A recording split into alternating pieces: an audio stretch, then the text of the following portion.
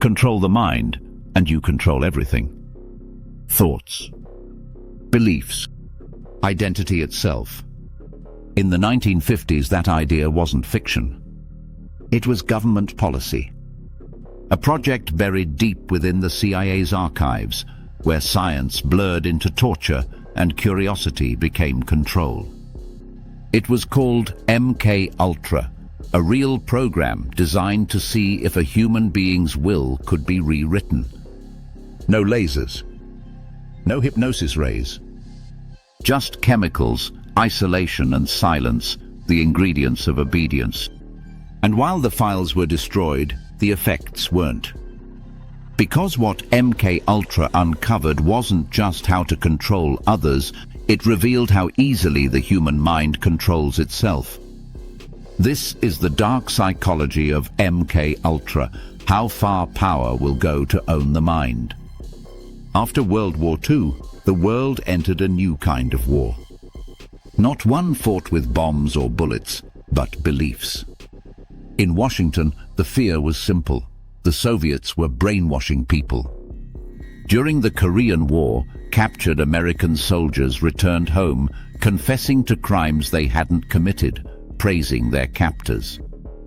To US intelligence, it looked like proof that the communists had found a way to rewrite the mind. So the CIA made a decision. If the enemy had mind control, America needed it too. In 1953, Project MK Ultra was born. Its mission: to master the psychological battlefield and make obedience a science. At the center of it was a man named Dr. Sidney Gottlieb, the CIA's chief chemist, nicknamed the Poisoner-in-Chief. His toolkit? Hypnosis, sensory deprivation, electroshock and LSD. To Gottlieb, LSD was a key, a chemical that could unlock the mind. They wanted to see if it could break a person down, erase identity, and rebuild obedience from the rubble. But the tests weren't done on volunteers. Many didn't even know they were part of an experiment. Prisoners, mental patients, hospital staff, even unsuspecting civilians were dosed without warning. In one case, CIA scientists held a retreat at a cabin in Maryland. Everyone drank from the same bottle of Cointreau. What they didn't know was that only one man hadn't been told it contained LSD. That man was Dr. Frank Olson. 9 days later, he fell from the window of a New York hotel. The CIA called it suicide. His family called it murder. Decades later, the autopsy revealed signs of a blow to the head before the fall. What really happened to Olson may never be known. But one thing was clear: MK Ultra wasn't science, it was state-sanctioned chaos. The project's real target wasn't the brain. It was the will. They wanted to know how far a human could be pushed before identity collapsed. What makes someone obey, even when they shouldn't? The answer lay in learned helplessness, the psychological process where people stop resisting because resistance feels meaningless. You can see it in cults, in abusive relationships, in authoritarian states. Break someone's sense of control long enough, and they'll obey just to stop feeling lost. It wasn't about sadism. It was about predictability. A broken person is easier to program. That's the dark truth behind MK Ultra. They weren't studying victims. They were manufacturing them. But even that wasn't the strangest chapter. Because the CIA soon realized that control wasn't only about fear. It could also be about pleasure. Under a sub-program called Operation Midnight Climax, the agency set up safe houses in San Francisco and New York. Inside, sex workers, secretly hired by the CIA, would lure men from bars. Their drinks were spiked with LSD. Behind one-way mirrors, agents watched, taking notes, filming, studying how drugs, trust, and desire could be used to manipulate human behavior. Psychological warfare disguised as seduction. Control disguised as intimacy. They called it research. History calls it something else.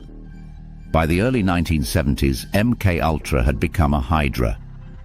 Over 150 sub-projects. 80 universities, hospitals and private companies involved, most of them unknowingly.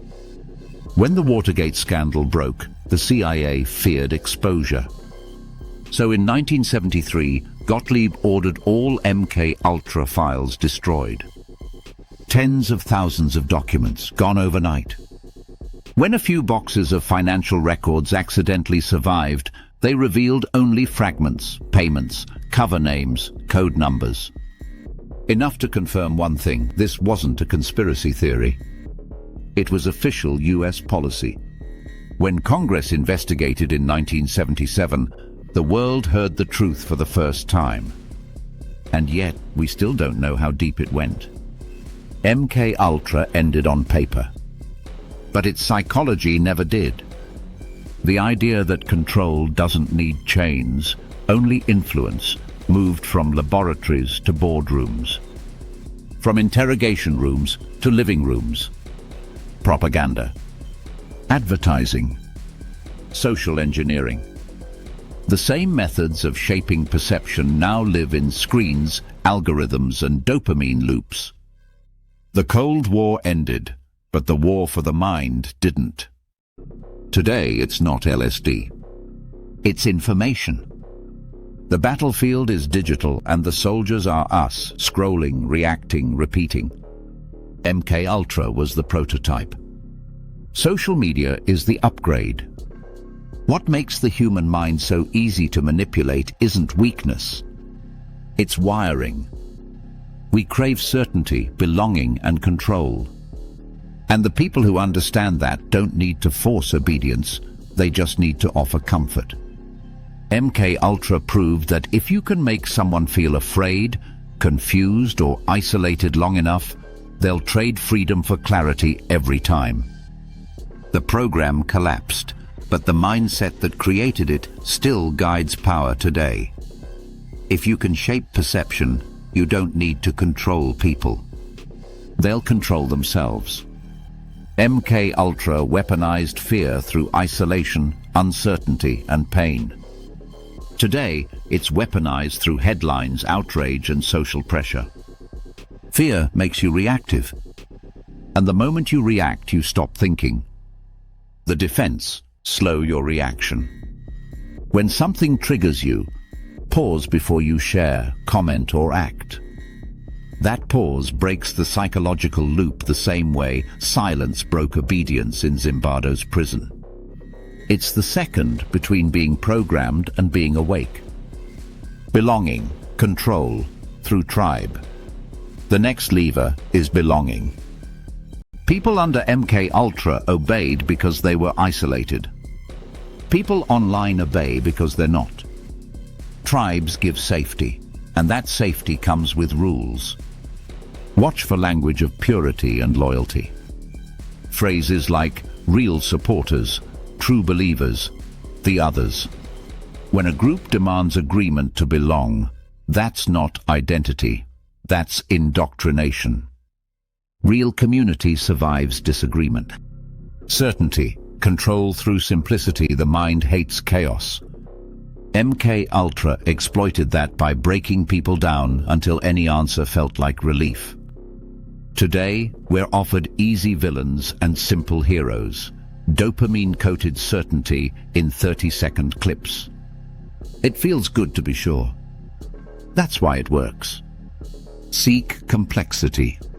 If something feels too obvious, you're being emotionally guided, not informed. Real truth rarely comes in absolutes. The mental firewall, psychological warfare, has one weakness: awareness. You don't need to fight the system, you just need to notice when it's pulling your strings. Ask yourself, who benefits if I feel this emotion right now? What behavior is this moment trying to create? Would I still believe this if I felt calm? That's your firewall, metacognition. Thinking about thinking. The one ability MKUltra could never program. Freedom of mind isn't about rejecting every narrative. It's about remembering that you choose which ones to believe.